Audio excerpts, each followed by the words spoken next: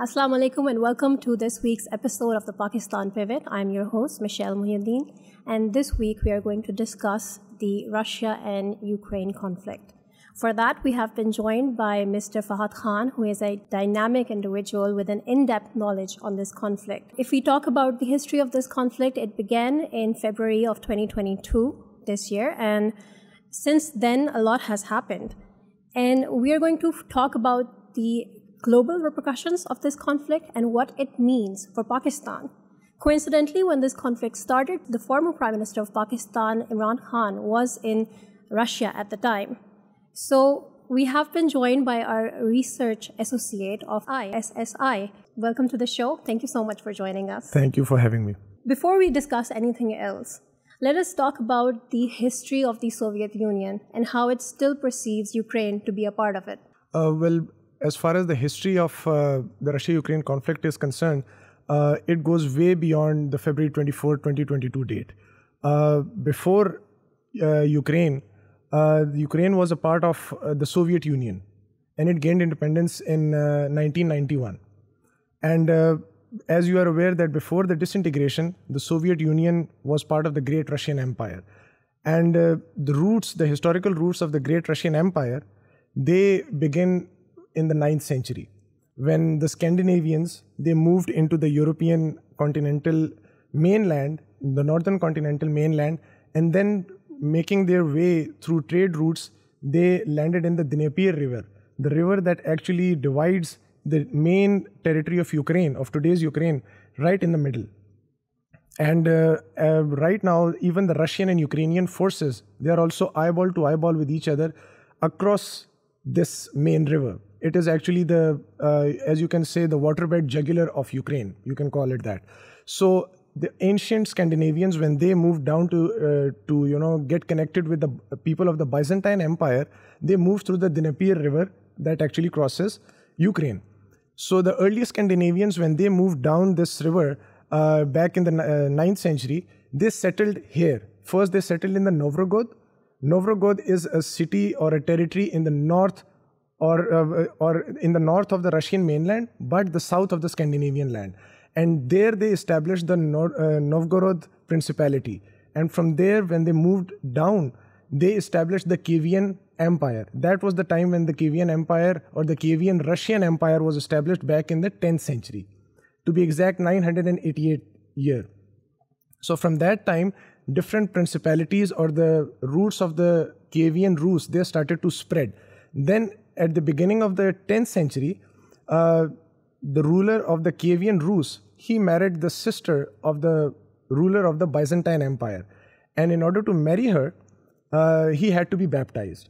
So it was that time when Orthodox Christianity, which patriarch was sitting in the city of Constantinople of the Byzantine Empire, the Christianity was introduced into the Russian history. And the Kievan Rus converted to the religion of Orthodox Christianity.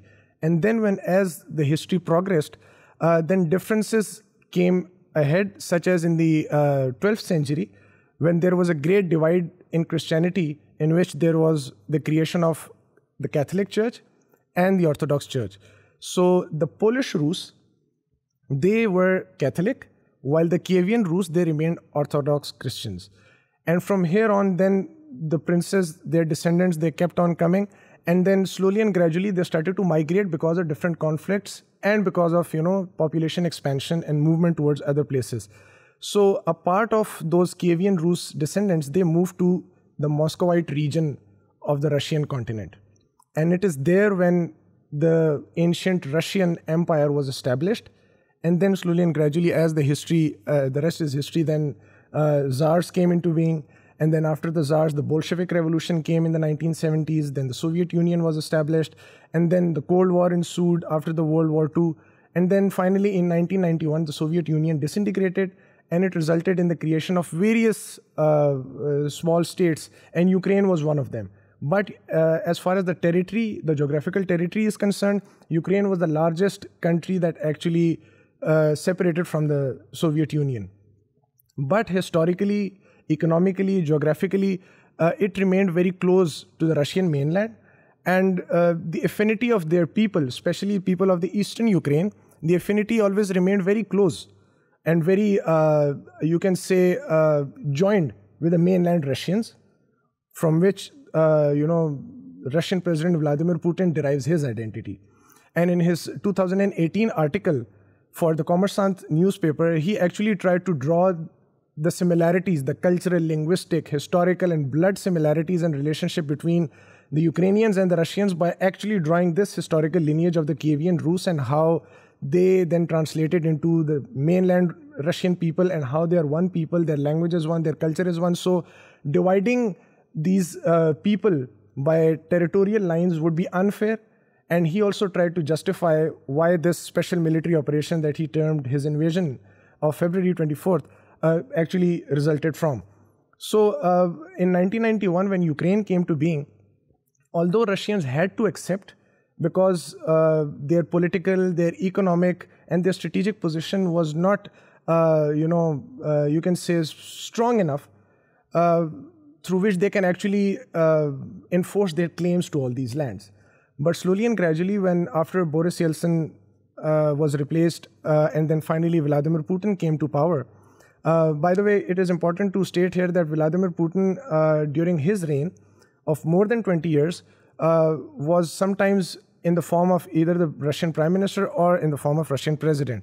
But after some constitutional changes, especially the ones that were undertook later last year, the position of the President became the ultimate power, the source of power in the Russian Federation. So he installed himself as the President of Russia, empowered that position, and now it has made him, it has enabled him actually to rule for as long as he wants.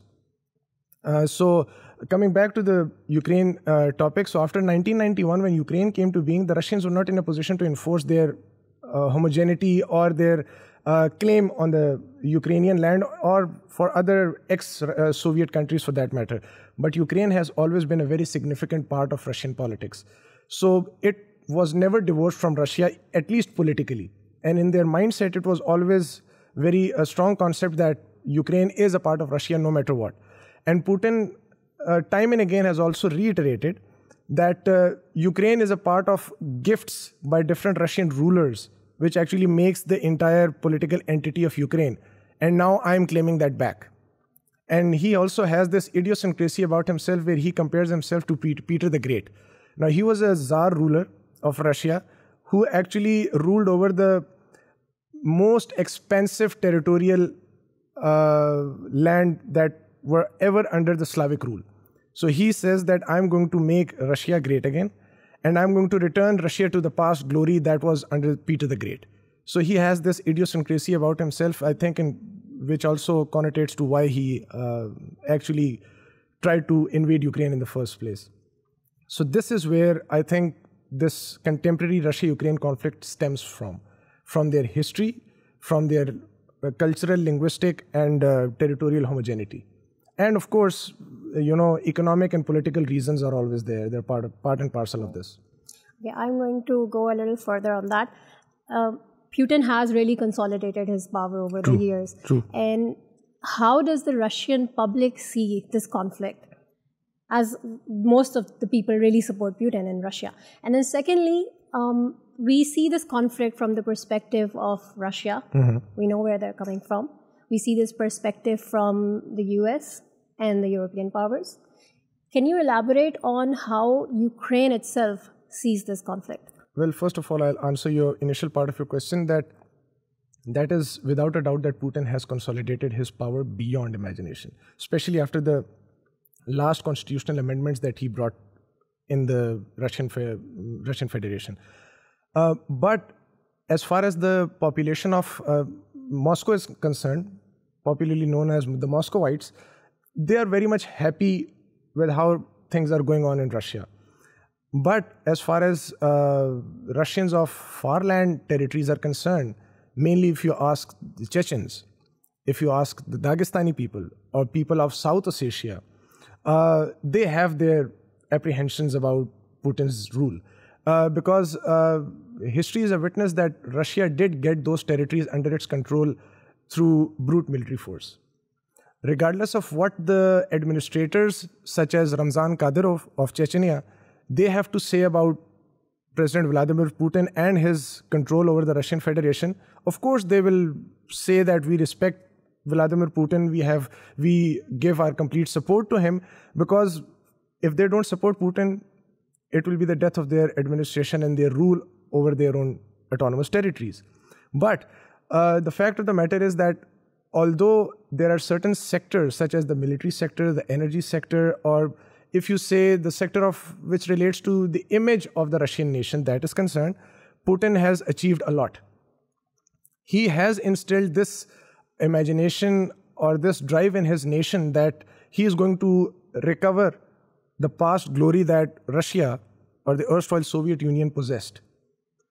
And majority of the Russian population believes, although if it is true or not, it believes that yes, Putin has been greatly able to restore that power, that image, or that glory of Russia that it possessed before 1991, especially with regards to military or the international standing of the country in the polity of states, or the Committee of States, excuse me.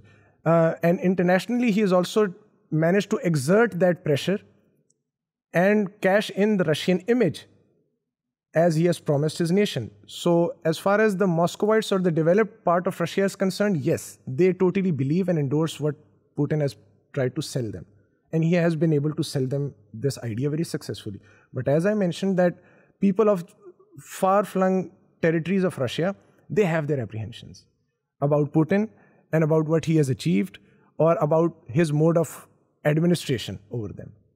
And they have their apprehensions.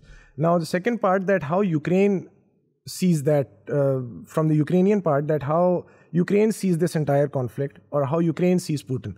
Now, Ukraine sees Putin as a tyrant. It's as simple as that. With my conversation with, multiple conversations with the ambassador of Ukraine, Ambassador Markin Chuchuk, who is in Islamabad, it is evident from his opinion that Ukrainians consider him a tyrant. They consider him a person who is power hungry and who just wants to gobble up all the ex-Soviet territories just so that, you know, he can satisfy his own hunger for power, for resources, and just to show the West that Russia is a power to be reckoned with. And they say that, the Ukrainians, I mean, they say that they have every right to choose which side they or which discourse they want their country to adopt.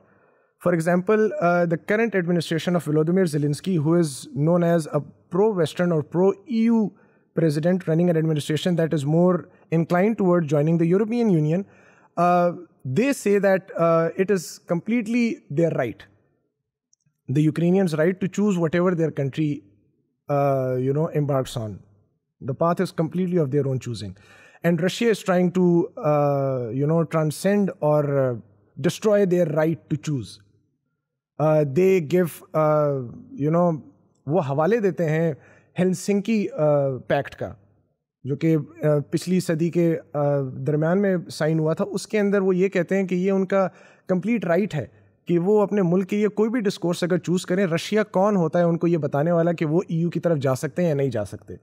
Plus वो ये भी कहते हैं कि हम लोगों ने Russia को अपीस करने के लिए अपने कॉन्स्टिट्यूशन के अंदर और उसके अलावा अपने डिफरेंट पॉलिटिकल पार्टीज़ के थ्रू भी हमने रशिया को अपीस करने के लिए नॉन ब्लॉक स्टेटस का भी इम्प्लीमेंटेशन किया अपने कॉन्स्टिट्यूशन के अंदर. लेकिन उसके बावजूद क्राइमिया का सन 2014 के अंदर इन्वेजन हुई.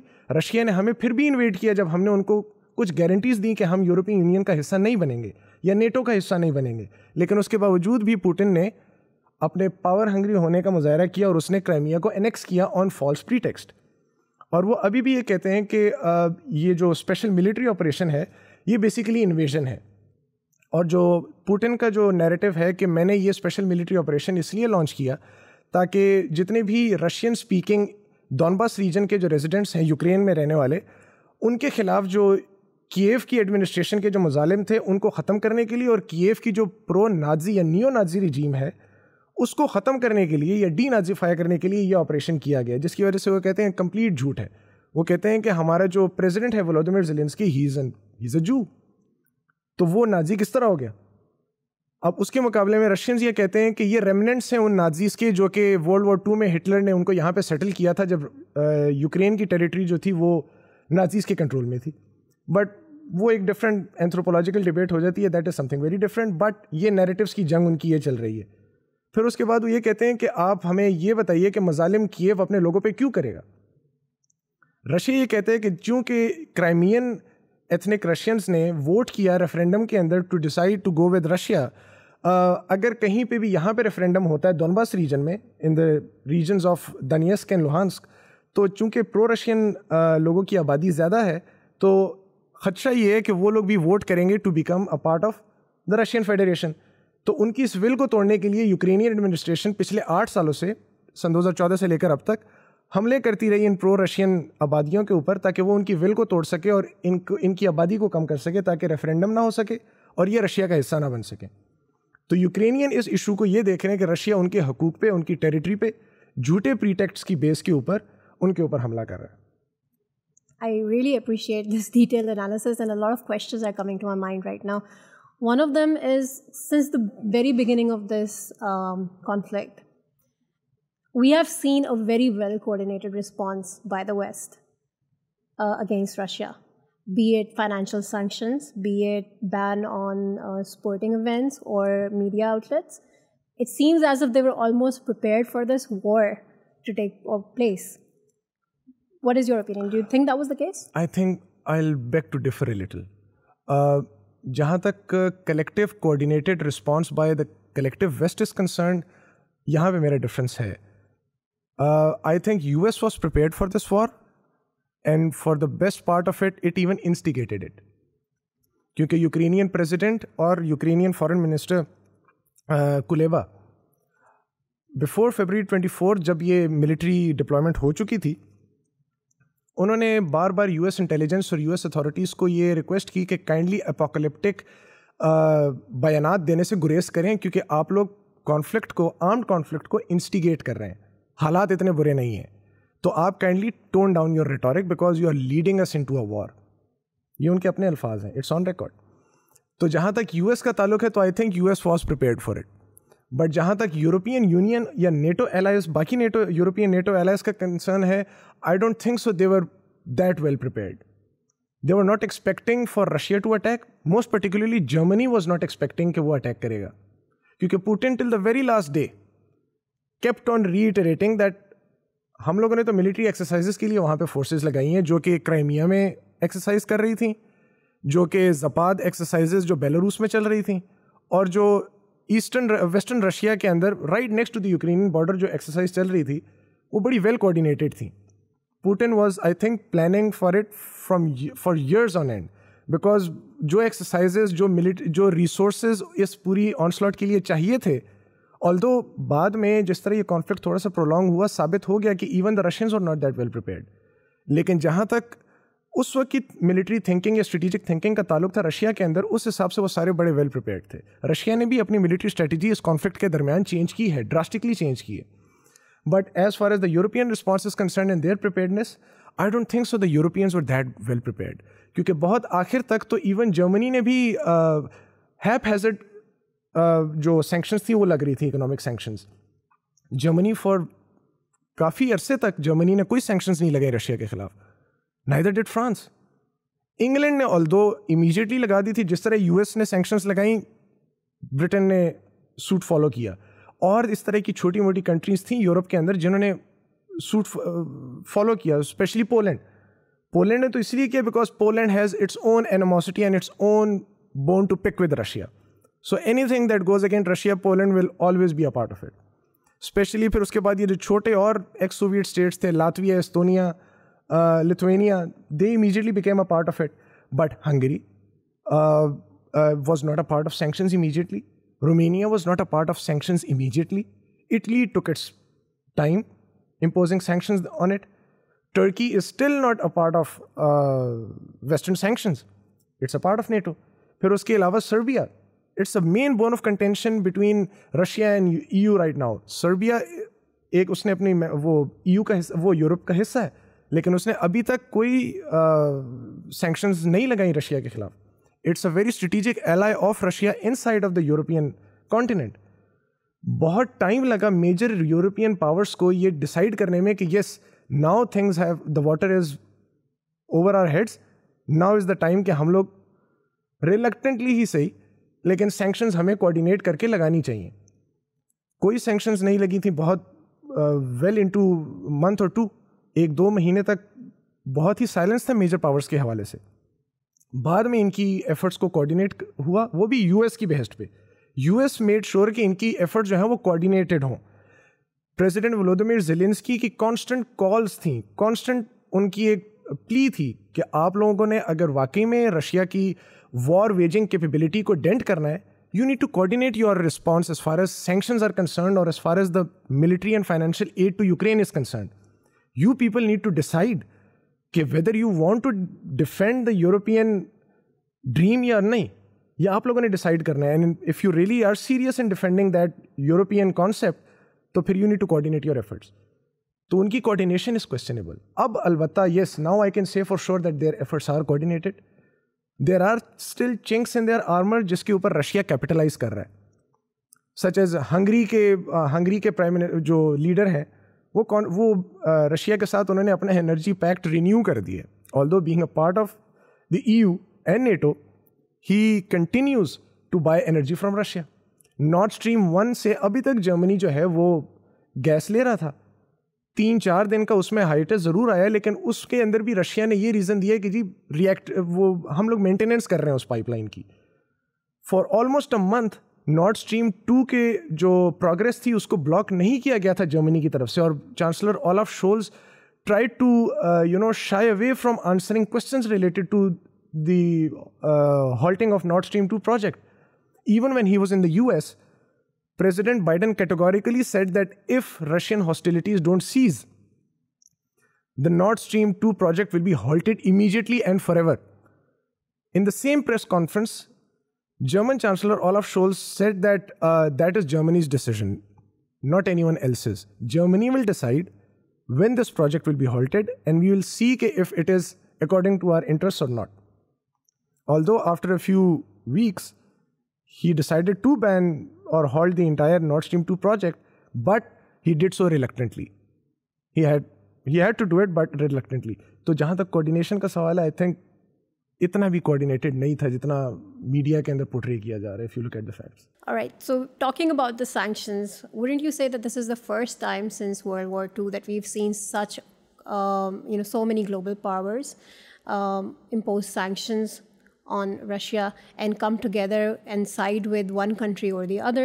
And we also see that NATO is providing aid to Ukraine. And a lot of people are skeptical that World War III might break out. Do you see that to be the case? And how much worse do you think this conflict is going to get in the coming months, or if it prolongs even after? Sure. Well, as far as the initial part of your question is concerned, yes, without a doubt, it is the first time ever since World War II when this sort of massive economic sanctions have been levied against any country in the world. There have been instances in the recent past, such as when Pakistan and India, when they conducted their nuclear tests, sanctions were imposed against Pakistan. But they were not anywhere near as profound as sanctions that have been levied against Russia. Then Iran, when Iran embarked on its nuclear program, even to date, it is subject to US and UN imposed sanctions, but they are nowhere near the level of sanctions that have been levied against Russia after the Ukraine conflict. And even Russia, before this February 22 Russia invasion of Ukraine, Russia was subject to several series of sanctions, economic sanctions by the United States and the European Union, time and again, on various issues. But again, they never amounted anywhere near to the size of sanctions that have been imposed now. And I think as far as the worsening of the situation is concerned, yes, it will definitely get worse because the winter is coming, so to speak, and things will get worse for the European countries especially. Mainly because the cut of gas and the energy supplies to European Union that were coming from Russia. अब इस चीज़ का बहुत बड़ा impact होगा economically भी, socially भी. इन sanctions की वजह से सबसे बड़ा नुकसान जो हुआ है वो ये हुआ है कि ग्लोबल प्राइस हाइक हुआ है. इन्फ्लेशन बहुत ज़्यादा बढ़ गई है, स्पेशली उन कंट्रीज़ में जिन्होंने डबल फिगर्स इन्फ्लेशन डेकेड्स में नहीं देखी थी. And now they are experiencing a downgrade in their normal standard of living, especially in countries like Germany, where they are now rationing gas to factories and even to households. They are definitely European countries have a huge energy market. और उसके इमाम में वो बहुत सारी इस तरह के जो एनर्जी रिच कंट्रीज़ हैं, specially the middle eastern countries या ईरान फॉर दैट मैटर या Latin American countries, different markets और सोर्सेज अवेलेबल हैं और यूरोपियंस उसको एक्सप्लोर भी कर रहे हैं. Even America is a source of energy for Europe. But the thing is कि जो अमेरिकन एनर्जी है, that is going to prove 4 to 5 times costlier for Europe as compared to the energy that they were procuring from Russia. जो middle eastern countries का जो energy source है वो बहुत best source है यूरोप के लिए, और उसमें से कुछ कंट्रीज़ डेफिनेटली यूरोप को प्रोवाइड भी कर रही हैं with energy, specially Qatar and Saudi Arabia. और after the recent G7 summit, उसके अंदर डिफरेंट यूरोपियन मेजर कंट्रीज़ ने ओपेक कंट्रीज़ को या गल्फ कंट्रीज़ को अप्रोच भी किया कि वो अपनी एनर्जी प्रोडक्शन को बढ़ाएं ताकि वो हमारे एनर्जी डेफिसिट को पूरा कर सकें. लेकिन OPEC is also not that much willing to increase its capacity, although it did, but it is still very much reluctant because OPEC या गल्फ कंट्रीज़ के अपने भी बहुत ही अच्छे रिलेशंस हैं रशिया के साथ. और ज़ाहिरी बात है कि डिप्लोमेसी या foreign policy is a very intricate business, बड़ा डेलिकेट किस्म का वो बिजनेस होता है और उसमें आपने अपने रिलेशंस को मेंटेन करना होता है. तो you can not maintain your relations with one country at the detriment of your relations with other partners. तो आपने एक इक्विलिब्रियम मेंटेन करना होता है. तो गल्फ कंट्रीज़ ने yes they did scale up their production, but not to the extent जो कि डिज़ायरेबल था यूरोपियंस को, और उसकी वजह से एनर्जी डेफिसिट अभी भी यूरोपियन मार्केट में बहुत ज़्यादा है, जिसकी वजह से रैशनिंग चल रही है, बहुत ज़्यादा प्राइसेस बढ़ गई हैं, और क्लाइमेट चेंज के जो इम्पैक्ट्स हैं उसने और ज़्यादा सिचुएशन को एग्जैस्परेट कर दिया है. और इसके अलावा जो ग्लोबल सप्लाई चेन जो डिस्टर्ब हुई है, उसकी वजह से जो ओवरऑल कॉस्ट है of procuring energy from alternate sources, उसकी कॉस्ट और ज़्यादा बढ़ गई है, क्योंकि नए ग्लोबल सप्लाई चेन्स को इस्टेब्लिश करना, फिर उनको कंसोलिडेट करना और उनको मैनिफेस्ट करके उनको स्मूथ करना, इसमें बहुत टाइम एंड रिसोर्सेज और एनर्जी वेस्ट होती है. और आई डोंट थिंक सो कि यूरोपियंस इतना जल्दी उस गैप को फिल कर पाएंगे. और पिछले क्वेश्चन में जहाँ तक ताल्लुक था कि न्यूक्लियर वॉर का, कि क्या न्यूक्लियर वॉर तक बात जाएगी, आई थिंक कि जो रीसेंट डेवलपमेंट्स चल रही हैं, specially with regards to the Europe's largest nuclear power plant in Ukraine, in Zaporizhzhia, उसके अंदर जो है जो हमले उसके इर्द गिर्द हो रहे हैं, या जो मिसाइल अटैक्स दोनों साइड से उस न्यूक्लियर प्लांट के इर्द गिर्द हो रहे हैं, उसकी वजह से खदशात तो न्यूक्लियर कैटास्ट्रफी के और डिज़ास्टर के बहुत ज़्यादा बढ़ गए हैं. और इवन जो पॉलिटिकल गुरुज हैं या पॉलिटिकल एनालिस्ट हैं, वो दे आर इवन प्रेडिक्टिंग के we might experience another Chernobyl, God forbid.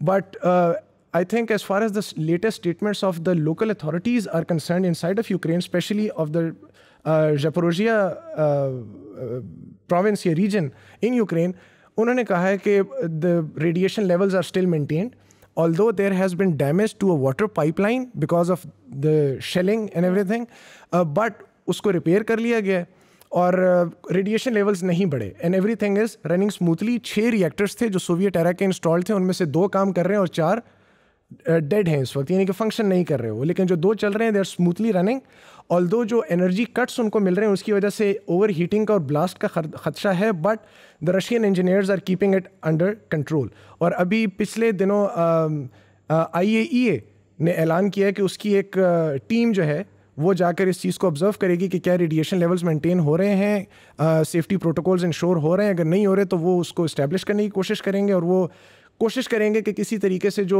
Hostilities या वायलेंस उसके इर्द गिर्द हो रहा है उसको ख़त्म किया जा सके. So I think it will be amicably manage. Nobody is going to go for a nuclear war. It's the last option, और apocalypse I think and mutually assured destruction. Exactly.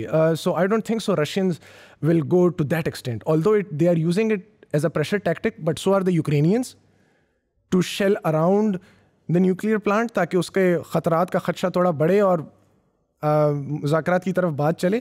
But it is more of a pressure tactic rather than some serious attack to destroy that nuclear power plant so that a nuclear catastrophe can take place and things could move towards a nuclear war. I don't think so that is going to happen.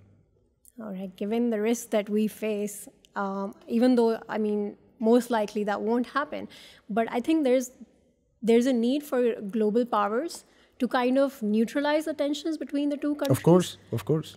But we don't see that happening. Well, again, what is manifesting in Ukraine is the typical global power competition. You see, the global powers are competing for political power, for resources, for, especially the NATO countries or the EU countries. They're constantly looking for expanding of the bloc. So a great power competition is manifesting itself in Ukraine, where two global powers are competing. Once again, just like the Cold War era. The Cold War era, yeah. And who is suffering? The country that is actually the theater of that conflict. For instance, I'll give you an example from the recent escalation that took place on the Taiwan Strait. Two global powers were competing with one another for influence, for power, for bragging rights. But what happened? At the end of the day, Taiwan was the one that is actually suffering. Even during, as you rightly mentioned, the Cold War era, the Cold War 1.0. During the entire 45 to 50 years of that period, not even a single bullet was exchanged between the US and USSR. But who suffered? All the countries that were part of their blocs, respective blocs. Although we do have an example in the form of the Cuban Missile Crisis, but as I mentioned, that Soviet Union, the US, and countries like China, they're responsible states. They achieved that sort of international power by being responsible states. They know what they are doing. They make each and every step very calculated, be it in the domain of economy, strategy, politics, diplomacy. Every move is very calculated. Mistakes, room is always there for mistakes. But they always know the red lines. And those red lines are never crossed. For instance, Russia has drawn a red line that NATO cannot militarily get involved in the conflict in Ukraine. It has no problems with the military aid coming to the Ukrainians or the financial aid coming to the Ukrainians. But NATO boots on ground. Despite warnings, NATO is going to continue to add more members? It will. It will. It has been doing it ever since the 90s.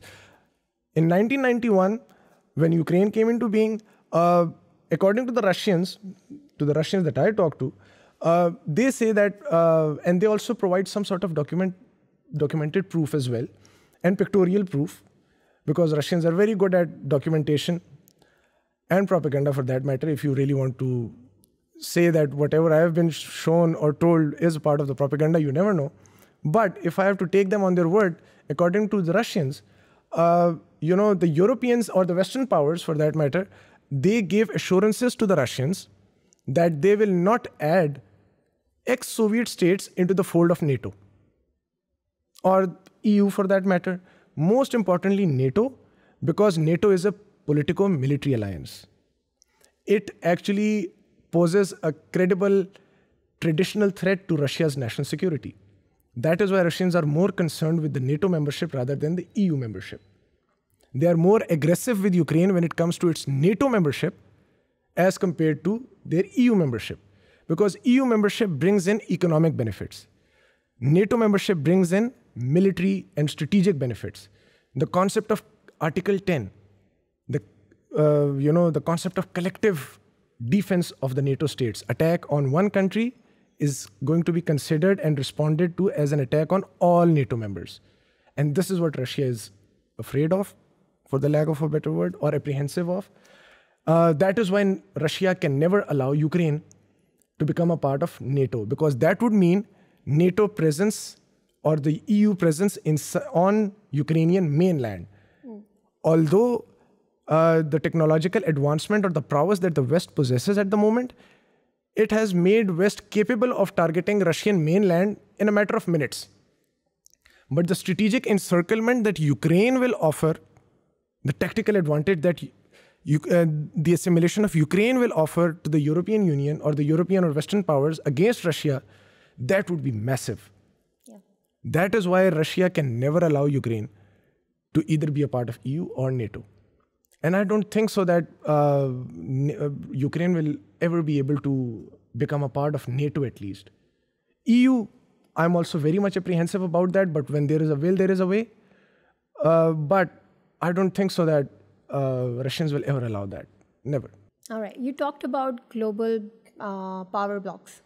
And then we see a shift in that, and we see a shift in the fact that the US is kind of losing its status as a global power, and new global power is emerging. And our former Prime Minister, Imran Khan, made it clear that we are not going to side with the US. We are going to side with whoever serves Pakistan's best interests. True. How do you think what should our policy be right now? What would be the best course of action for Pakistan? And also, how does this conflict directly affect us, apart from the fact that we have seen oil prices skyrocket? Well, as far as the receding US global power is concerned, I think it is deliberate and the necessity of the time as well. Deliberate because during the Trump era, it was very evident his entire political sloganeering was concerned about making America great again. And America is tired of shouldering the global burden. And now it's time for all those other countries which have emerged as the power centers in the rest of the world. It is about time that they also start shouldering that international burden along with America. And America also manifested that divorce from its international responsibilities as well, such as pulling back from the JCPOA during Trump time, pulling back from the TPP agreement, pulling back from the Paris Agreement, and numerous others, like deciding to scale back military forces from Afghanistan, from the Middle East, ending all the US protracted wars. That was actually the manifestation of the very strategy or the thought of President Trump, which was manifesting that now it's time for other power centers to bear responsibility as well. Because according to President Trump, these other power centers, namely Russia, China, Japan, South Korea, India, Brazil, so on and so forth, they have been gaining economically, militarily, politically, so on and so forth, while the US was busy in putting out fires all across the world. And the world was still not thankful for America for doing so. But now it's time that America focuses on itself, because according to its 2017's National Security Strategy document, there are multi-pronged national security threats to America right now. And besides the revisionist powers like China and Russia, and militant or radical organizations like ISIS, Al-Qaeda, and rogue states like Iran and North Korea, the domestic problem is one of the most glaring threats that the United States is facing right now. The political polarization, the unemployment that was soaring at that time, although President Biden did try to bring it down and he did manage it successfully, but the political polarization was taking place, unemployment was on the rise, inflation was increasing, and to be very honest, even on the diplomatic front, US was on the back foot.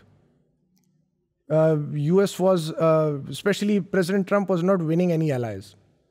For example, in NATO, when he visited the NATO headquarters during his time, he managed to ruin US's relations pretty much with NATO by telling them that they are not shouldering their responsibility, they need to increase their budget as per 2% as per their GDP, respective GDPs, and they are not doing enough, and they have become a liability on the US exchequer. So if they are not willing to put their money where their mouths were, the US is not going to carry them around. So diplomatically, yes, it was causing problems for the US as well.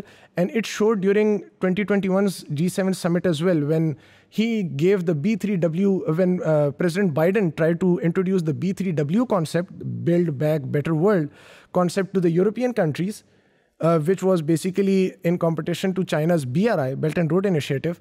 The major European powers were not buying that. They were not that much enthusiastic about the idea.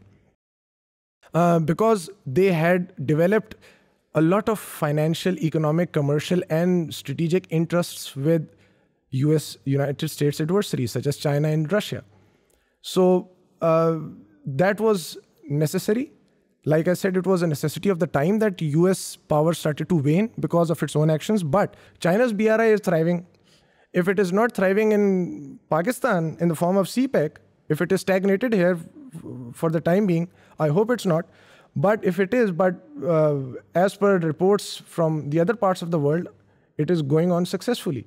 Like, for example, with Iran, China recently signed a 25-year deal of investment worth $400 billion. Then through its other tributaries of BRI, work is underway. Their projects are manifesting themselves. They are starting. Even as far as the CPEC project is concerned, Gwadar port is operational.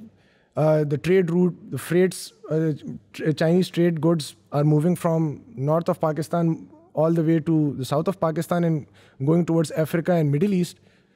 So they are working as well, although there is room for improvement. But point being is that BRI is successful, but the B3W concept was not sold according to the wishes how the Americans wanted to. And why was that? Because while the Americans were letting go of their international responsibilities in different parts of the world, the other major powers or global powers, they moved in to fill in that vacuum, and they cashed in on those opportunities and were successful in creating interests of US other allies with themselves. I will come back to the question that I asked you earlier about how is this conflict affecting Pakistan and how is it going to affect Pakistan? It is affecting Pakistan, honestly, on a very large scale, especially with regards to its food security. जिस तरह के आपको मालूम है कि अभी recent devastating floods जो हुए हैं, इसकी वजह से हमारी crops destroy हो गई हैं. हम already हमारे जो stock piles थे, they were already running low. लेकिन ये war हमें किस तरह impact करेगा, क्योंकि आपको सबसे पहले ये देखना होगा कि रशिया और Ukraine, they were a major part of the world's food basket. More than 24% of world's energy जो एक्सपोर्ट्स थे वो रशिया और यूक्रेन से निकलकर पूरी दुनिया की इंटरनेशनल मार्केट में सर्कुलेट होते थे. और इस जंग के बाद जो ब्लैक सी पोर्ट्स जहाँ से ये सारी एक्सपोर्ट्स होती थी through sea and into the international market, वो बंद हो गई. अभी रिसेंटली जुलाई 22 को एक ग्रेन एक्सपोर्ट डील हुई है, जिसकी वजह से यूक्रेन को अलाउ किया गया है कि उसके 3 मेजर ब्लैक सी पोर्ट से ये ग्रेन एक्सपोर्ट जो है ये बाकी ममालिक तक जाएगा. अभी तक कुछ 55 शिप्स जो हैं वो जा चुकी हैं 15 कंट्रीज़ के अंदर. 1 मिलियन टन से ज़्यादा की ग्रेन लेके जा चुकी हैं वो. But it is nowhere enough as per the requirements of the international market at the moment. Pakistan का जिस तरह आपको पता है कि हम इस इन्वेजन से पहले हम लोगों ने यूक्रेन से हम लोग हर साल लाखों टन की मद में हम लोग ग्रेन इंपोर्ट करते थे, स्पेशली वीट हम इंपोर्ट करते थे. रशिया से हमारा मुआहदा हुआ जिस तरह former prime minister Imran Khan जब रशिया गए फरवरी 24 को, बकौल उनके मैंने एक मुआहदा किया जिसके अंदर 20 लाख टन गंदम हमें रशिया ने सस्ते दामों देनी थी. लेकिन जंग के बाद वो मुआहदा भी I think at this time we would need it more because of we would need it more, of course. और ऊपर से जो बर्जनिंग पॉपुलेशन है हमारी, उसके लिए जो कैलोरी रिक्वायरमेंट है हमारी वो मैसिव है. और इस जंग की वजह से हमारी वो जो कैलोरी रिक्वायरमेंट है, ये वो जो ग्रेन रिक्वायरमेंट है हमारी, वो टोटली लिम्बो में रह गई है. वो ऑलमोस्ट ख़त्म हो चुकी है. ना यूक्रेन से हमारे पास कोई ग्रेन एक्सपोर्ट्स आ रही हैं, ना रशिया से हमारे पास आ रही हैं. जो ऑल्टरनेट सोर्सेज हैं हमारे ग्रेन इंपोर्ट्स के, वो इतने महंगे हैं, इतने कॉस्टली हैं, क्योंकि इस जंग ने ग्लोबल सप्लाई चेन्स को भी डिसरप्ट किया है और कमोडिटी प्राइसेस भी बहुत ज़्यादा इंक्रीज़ हुई हैं, स्टीपली इंक्रीज़ हुई हैं, जिसकी वजह से हमारी अफोर्डेबिलिटी भी इस केपेबल नहीं है या इस कदर ज़्यादा नहीं है कि हम लोग डिफरेंट डाइवर्सिफाइड एक्सपोर्ट सोर्सेज से हम लोग ये चीज़ें इंपोर्ट कर सकें. तो हमारी जो फूड इनसिक्योरिटी है वो मैनीफोल्ड्स बढ़ चुकी है और इन सैलाबों ने उस फूड इनसिक्योरिटी को और ज़्यादा बढ़ा दिया है. इम्पैक्ट्स ऑफ क्लाइमेट चेंज की वजह से हमारी यील्ड्स ऑलरेडी कम थी, तो जो डोमेस्टिक प्रोड्यूस हमारी थी वो तो ऑलरेडी कम हो रही थी, लेकिन जो हमारी इंपोर्ट्स थी वो एक्सपोनेंशियली वो कम हो चुकी हैं. तो फूड इनसिक्योरिटी आने वाले महीनों में हमारी जितनी बढ़ जाएगी, उसकी वजह से बहुत बड़ी कहत का खदशा है हमारे मुल्क के अंदर, और हमारी जो और ज़्यादा अंदरूनी मसाइल हैं वो बहुत ज़्यादा बढ़ जाएंगे. And I am really pessimistic about our future, specially in the upcoming months. I mean, from everything that you're saying, and I really appreciate your analysis because it's raising a lot of questions in my mind and probably the viewers too. But I think this discussion would be incomplete if we do not talk about President Zelenskyy and the impressive response that Ukraine had initially to this conflict and is still continuing to having. How do you think Zelensky has emerged from this conflict? He's become quite a popular political figure, and how would you rate his diplomatic skills? Well, his diplomatic skills are amazing, and because of this conflict, he did emerge as a very strong leader, a war leader especially. Because even now, the way he portrays himself wearing those those camouflage military fatigues, roaming around in the front, between the frontline troops, boosting their morale, and addressing global leaders on the multiple world stages, he has emerged as a leader, no doubt about that. But ये भी इस war की मरहूने मिन्नत है, because before this war, his popularity was actually declining. The man came from very humble beginnings. He was a comedian, an actor, an artist. And out of और जब वो अपना एक्टिंग करियर था, उसके अंदर भी वो एक सैटिरिकल कॉमेडी करता था, वो भी पॉलिटिकल सैटायर था, जिसके अंदर वो अपनी कंट्री की करप्शन, उसकी बदहाली और उसकी जो मुश्किलात हैं वो उसको उजागर करने की कोशिश करता था. एंड इसको बाकी सारे यूक्रेनियन मेनलैंड के अंदर इसको एक बड़ा वीक प्रेसिडेंट की नीयत से देखा जाता था कि इसको यूरोप ही है जो पुश कर रहा है, और he is not a strong leader, और करप्शन के इल्ज़ामात भी थे इनके ऊपर, नेपोटिज़म के इल्ज़ामात भी थे इसके ऊपर, और जितना एग्रेसिवली वो यूरोप के साथ इंटीग्रेशन यूक्रेनियंस चाहते थे, यूक्रेनियंस का इल्ज़ाम ये भी था कि ज़ेलेंस्की की वीकनेस की वजह से हम उतने एग्रेसिवली यूरोप की तरफ जा नहीं पा रहे हैं. This war proved to be a blessing in disguise for Zelensky actually. उसकी declining popularity थी, and all of a sudden he became a global leader, a war leader, जिसने अपनी country को, जिसके पास ना इतने resources थे, ना इतना strong military थी, ना इतनी ज़्यादा man power थी, उसने manage कर लिया कि वो इतनी ज़्यादा support gain कर सके, especially western support gain कर सके in order to ensure military and financial aid for Ukraine in this war effort against Russia. तो उसकी पॉपुलैरिटी में तो बहुत ज़्यादा इजाफा हुआ है, there is no doubt about that. और ग्लोबली भी लोग यूक्रेन को नहीं जानते थे, लेकिन because of Zelensky's excellent diplomatic skills and his oratory skills, the way he mixes emotions into his speeches, वो लोगों का इंटरेस्ट ग्रैस्प करने में बहुत कामयाब रहा है. G7 समिट में या UN के अंदर जो उसकी स्पीचेस हैं, any layman would love to listen to Zelensky talk about the suffering that his people are going through right now at the hands of Russians. अगर इतनी नहीं भी हैं, लेकिन जिस तरह वो उनको पोर्ट्रे कर रहा है, it grabs the attention. What do you think is going to happen to Ukraine once the war fatigue starts to set in? Well, सबसे पहले when the war fatigue, when is that going to happen? I predict, according to my opinion, in 4 to 5 months, this war fatigue, especially in the Ukrainian military and leadership, will start to set in, at least in 4 to 5 months.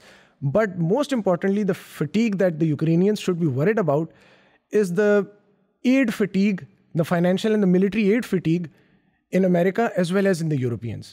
Because they are also now suspecting, the Europeans and Americans, that I think we are in the long haul for this. And there might come a time where we would be a part of this prolonged conflict. Yeah. And because of this prolonged conflict and our involvement in it, we'll have to pour in our own resources for our own interests as well, or own reasons as well. तो उनको ये लग रहा है कि हम जितनी भी अपने स्टॉक पाइल्स को खाली करके यूक्रेन को मिलिट्री एड प्रोवाइड कर रहे हैं, या अपने ट्रेजरीज से पैसे निकाल कर बिलियंस ऑफ डॉलर्स जो अमेरिका उनको प्रोवाइड कर रहा है. अभी रिसेंटली $800 मिलियन प्लेज किए हैं प्रेसिडेंट बाइडन ने in the form of military aid to Ukraine. 40 billion वो टोटली प्लेज कर चुके हैं. 40 बिलियन. कल ही IMF ने हमारा 1.17 बिलियन का जो ट्रेंच है वो क्लियर किया, बट यूक्रेन के लिए उन्होंने $40 बिलियन का मिलिट्री एड पैकेज उन्होंने अनाउंस कर दिया. तो वो अब ये सोच रहे हैं कि हमारे इकोनॉमिक और military resources are also getting drained, and there is going to come a time in this conflict where we will need those resources for our own self as well. तो we need to scale down on that. This thinking will prevail which translates into the aid fatigue. Or I expect that to set in the next 4 to 5 months when the winter will come, and there will be more energy shortages. The standard of living of the layman Europeans will also manifest itself. फिर domestic pressure build होगा America के अंदर भी, Europe के अंदर भी, उनकी leadership के ऊपर. फिर जाहिर बात है कि उनकी अटेंशन और उनकी प्रायोरिटीज़ चेंज होंगी, और फिर उसकी वजह से जो उनकी जेन्युइननेस है टुवर्ड्स हेल्पिंग यूक्रेन आउट, वो भी वेन आउट कर जाएगी. और फिर real problems for Ukraine will start militarily और टेक्निकली एज प्रायोरिटी के ऊपर are concern. And I think that is what President Putin is counting on. Okay, to end this discussion, I would come back to Pakistan. A little off topic, but why do you think President Putin enjoys such popularity in Pakistan? And secondly, maybe you can combine these two questions. When the conflict broke out, our former Prime Minister Imran Khan was in Moscow at the time.